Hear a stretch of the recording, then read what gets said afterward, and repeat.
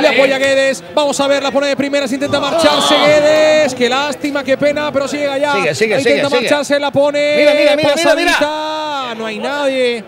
Le pega. ¡Gol!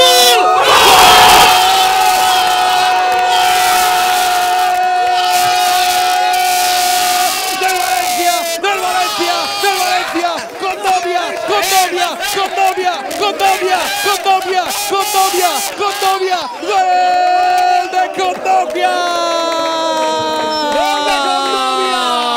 Enganchó un rechace, pierna izquierda y la puso donde no podía llegar Pau.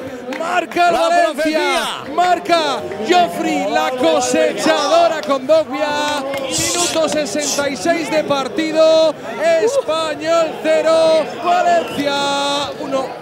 Inicia la arrancada, la hace de Carlos Soler, parte derecha, vamos a ver Carlos Soler, levanta la cabecita, la puede poner de primera, la pone Carlos Soler, llega Guedes, vamos a ver si llega alguien. ¡Gol! Santi Mina, gol.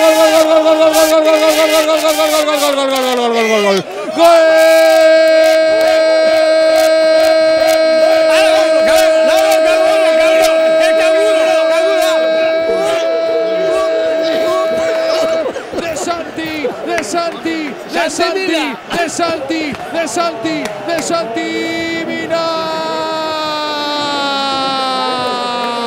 Aprovechó un buen centro de Carlos Soler, le ganó la partida y la espalda al defensa, el más listo de la clase, el que no estaba haciendo un buen partido y solo tuvo que empujar el balón con el interior de la bota. Marca el Valencia, marca Santi Mina, minuto 83 de partido, Español 0, Valencia 2.